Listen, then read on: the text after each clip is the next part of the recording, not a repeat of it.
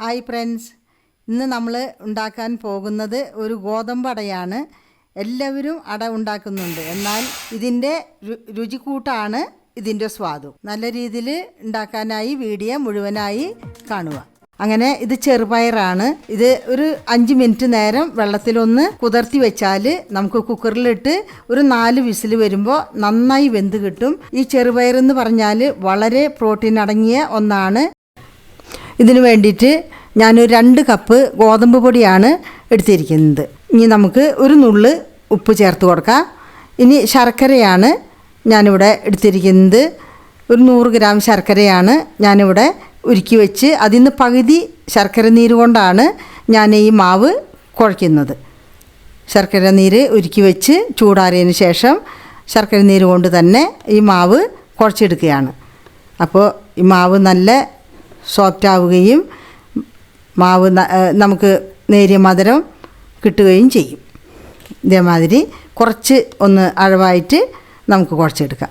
അധികം ടൈറ്റ് വേണ്ട, കുറച്ച് അഴവായിട്ട് തന്നെ കുഴച്ചെടുക്കാം. ഇതേപോലെ ഇനി നമുക്ക് ഒരു പാൻ അടപ്പത്ത് വയ്ക്കാം. ഇനി ബാക്കിയുള്ള ശർക്കര നീര് നമുക്ക് ഈ പാനിലേക്ക് ഒഴിച്ചു കൊടുക്കാം. അങ്ങനെ ഇത് നല്ല പോലെ ഒന്ന് തിളച്ച് വന്നിട്ടുണ്ട്. ഇനി ഇതിലേക്ക് ഒരു കപ്പ് തേങ്ങ ചെറിയ വെച്ചത് നമുക്കിതിലേക്ക് ഇട്ട് കൊടുക്കാം. അങ്ങനെ തേങ്ങ നമ്മൾ ഇട്ട് കൊടുത്തു. അങ്ങനെ ഒന്ന് ഇളക്കി കൊടുക്കാം. ഹെൽത്തി ആയിട്ടുള്ള സ്വാദിഷ്ടമായ റെസിപ്പി കൂടുതൽ കാണുന്നതിനായി ഈ ചാനൽ സബ്സ്ക്രൈബ് ചെയ്തിട്ടില്ലെങ്കിൽ സബ്സ്ക്രൈബ് ചെയ്യാനും ഷെയർ ചെയ്യാനും ലൈക്ക് ചെയ്യാനും മറക്കരുത്. പിന്നെ ബാക്കിയുള്ള ചേരുവകളാണ്. ഒരു 4 ഏലക്കായ പൊടിയാണ് ഞാൻ ഇട്ട് കൊടുക്കുന്നത്. ഇനിയാണ് 1/2 ടീസ്പൂൺ ജീരകപ്പൊടി നമുക്കിതിലേക്ക് ഇട്ട് കൊടുക്കാം. ഇനിയാണ് കുറച്ച് ബദാമും അണ്ടിപ്പരിപ്പും കൂടി ഞാൻ പൊടിച്ചെടുത്തതാണ്. ആ പൊടി നമ്മൾക്കിതിലേക്ക് ഇട്ട് കൊടുക്കാം. ചെറുപയർ പുഴുങ്ങി വെച്ചതാണ്, നല്ല പോലെ വെന്തിട്ടുണ്ട്. നമുക്ക് ഇതിലേക്ക് ചേർത്തി കൊടുക്കാം. ഇതെല്ലാം കൂടെ ചേരുമ്പോൾ നല്ല ടേസ്റ്റ് ആയിരിക്കും. ഈ ചെറുപയർ നമ്മുടെ ശർക്കര നീരിലൊക്കെ ചെന്ന് മിക്സായി കഴിയുമ്പോൾ വളരെയധികം ടേസ്റ്റി ആയിരിക്കും കഴിക്കാനായിട്ട്.